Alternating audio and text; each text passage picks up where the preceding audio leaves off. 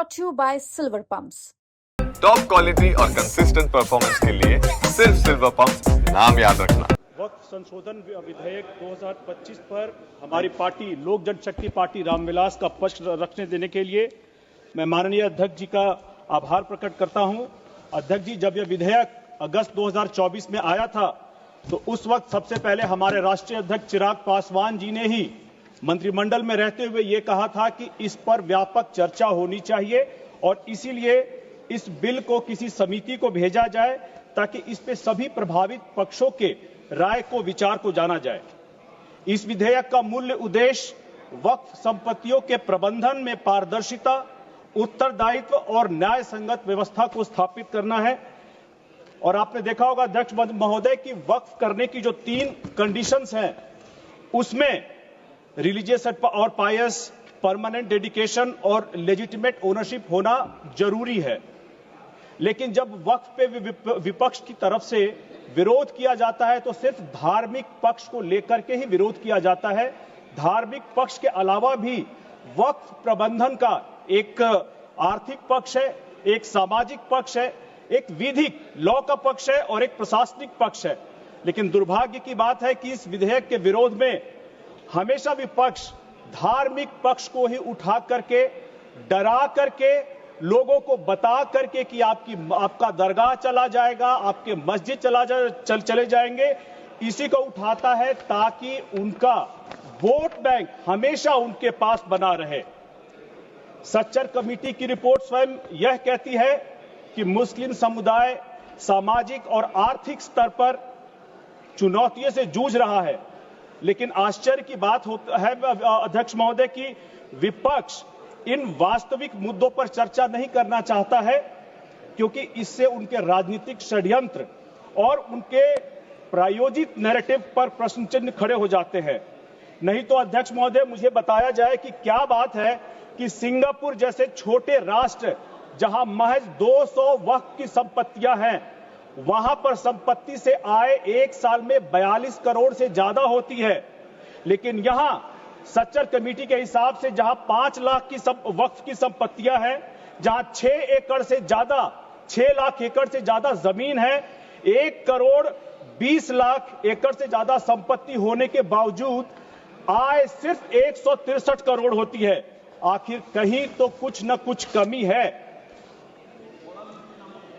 इस सदन का ध्यान मैं इस ओर आकर्षित करना चाहूंगा कि विश्व के कई देश ने समय रहते वक्फ के व्यवस्था में आवश्यक प्रशासनिक सुधार किए हैं। और इसे समझने के लिए अगर हम 19वीं और 20वीं सदी में कुछ देशों के उदाहरण को देखेंगे तो हमें समझ में आएगा। तुर्की में 1925 में लगभग 3/4 जमीन, खेती की जमीन वक्फ के नाम थी। अल्जीरिया में लगभग आधी से अधिक खेती योग्य भूमि वक्फ के नाम थी। ट्यूनीशिया में भी लगभग 1/3 और मिस्र में 1/8 भाग वक्फ के नाम था। इन्हीं शासन व्यवस्थाओं ने जब इस बात की गहन मूल्यांकन की इसके बारे में छानबीन की तो उनको पता चला कि ये अचल संपत्तियां ऐसी प्रकृति की बन चुकी हैं जहां से किसी भी प्रकार की सामाजिक और आर्थिक उत्पादक भागीदारी उनकी बिल्कुल खत्म हो चुकी है। ये संपत्तियां उस देश के आर्थिक विकास में अवरोधक रही हैं और उन वंचित वर्गों को भी लाभ नहीं दे रही हैं जिनके लिए इनका संगठन किया गया था। इसीलिए इसका समाधान निकालने के लिए तुर्की ने 1925 में सामाजिक, प्रशासनिक और संवैधानिक परिस्थितियों को ध्यान में रखते हुए वक्फ मंत्रालय का पुनर्गठन किया था। मिस्र में भी समय की आवश्यकता अनुसार वक्फ की संपत्तियों को राज्य प्रशासन के अंतर्गत लाया गया था।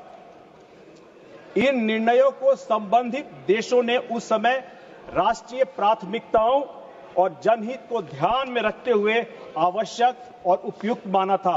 अध्यक्ष महोदय, यही सवाल आज हमें भी जानना है, हमें पूछना है, क्या भारत जैसे उदयमान होते हुए राष्ट्र को ऐसी समस्याओं के बारे में नीतिगत रूप से चर्चा नहीं करनी चाहिए और चर्चा करके उन समस्याओं के बारे में कैसे हम इसे आगे लेकर चले, इसके बारे में हमें चर्चा करनी चाहिए। मैं ये नहीं कह रहा कि उन मुस्लिम देशों की तरह हमें कोई कठोर या क्रांतिकारी कदम उठाना चाहिए, लेकिन ईमानदार प्रयास हमारी तरफ से बहुत जरूरी है ताकि मुस्लिम समाज में जिसको हमारे अध्यक्ष चिराग पासवान जी आगे लेकर के चलना चाहते हैं, मुख्य धारा में जोड़ना चाहते हैं, चाहे वो दलित मुसलमान हो, चाहे अंसारी मुसलमान हो, राई मुसलमान हो, जुलाहा या पसमानदा मुसलमान हो, उनके जो मुख्य धारा में पीछे छूट जाते हैं, उन्हें आगे बढ़ाने के लिए सिर्फ अल्लाह की रहमत ही नहीं, सरकार के योगदान के मदद की भी जरूरत है। अध्यक्ष महोदय, कांग्रेस के शासनकाल में भी अलग अलग समय पर वक्फ के बिल लाए गए, लेकिन यथार्थ यह है कि उनके शासनकाल में जिस तरह से पारदर्शिता, जवाबदेही में लगातार कमी हुई है, इसके चलते अनेक भ्रष्टाचार के उदाहरण पहले भी माननीय सदस्यों ने बताए हैं, इस पर मैं ज्यादा नहीं कहूंगा। लेकिन जब ये मैं जरूर कहना चाहूंगा कि जब कांग्रेस पार्टी सत्ता में होती है तो प्रशासनिक सुधारों को व्यवहारिक तरीके से लागू करने का प्रयास करती है, लेकिन जब विपक्ष में होती है तो वही पार्टी संवेदनशील मुद्दों को, जन भावना को उभारने का और राजनीतिक लाभ लेने की कोशिश करती है। अध्यक्ष महोदय, आज मैं इस बिल पर बोलते हुए भारत रत्न डॉक्टर भीमराव अंबेडकर जी की उस संवैधानिक सोच की भी याद दिलाना चाहता हूं, जिसमें उन्होंने भारत को एक धर्मनिरपेक्ष और सम्मानित राष्ट्र के रूप में परिकल्पना किया था और यह कहा था कि राज्य का कोई धर्म नहीं हो सकता है, मगर धर्म की आड़ में कोई भी संस्था कानून के ऊपर नहीं हो सकती है। अध्यक्ष महोदय,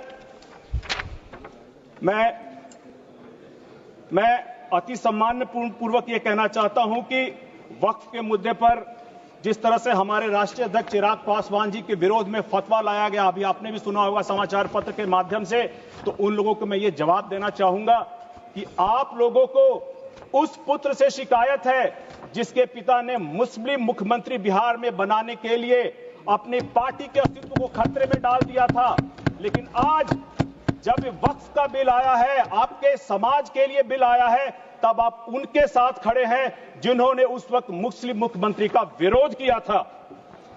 अध्यक्ष महोदय, मैं अपनी बात को यह कहकर के समाप्त करना चाहूंगा, और जैसे पहले भी कहा गया था कि बिहार में इस वक्त पिता पुत्र में गजब विडंबना बनी हुई है। पिता ने इसी लोकसभा के सदन में कहा था 2010 में कि हमें भी पता है कि पटना में कितनी सारी संपत्तियां वक्फ के पास हैं, लेकिन पुत्र कह रहा है कि हम वक्फ का बिल आने नहीं देंगे, इसको बिहार में हम लागू नहीं होने देंगे, और मुख्यमंत्री बनने का सपना पाले हुए हैं। धन्यवाद जी, धन्यवाद। अंत में अध्यक्ष महोदय, मैं ये बताना चाहूंगा कि यह बिल किसी धर्म और धार्मिक समुदाय के विरुद्ध नहीं है, उसमें संपत्तियों के प्रबंधन के लिए है, समाज सेवा के लिए है, परोपकार के लिए है, जन कल्याण के लिए है। और मैं इस सम्मानीय सदन में विनम्रता पूर्वक इस विधायक के समर्थन में अपनी पार्टी लोक जनशक्ति पार्टी रामविलास की तरफ से समर्थन करके इस सदन में व्यक्त करता हूं कि राष्ट्रहित, समाज हित और धर्म की वास्तविक गरिमा की रक्षा के लिए अपनी भागीदारी अपनी पार्टी की तरफ से सुरक्षित करता हूं। धन्यवाद अध्यक्ष महोदय। धन्यवाद। माननीय सदस्य श्री मोहिबुल्लाह जी।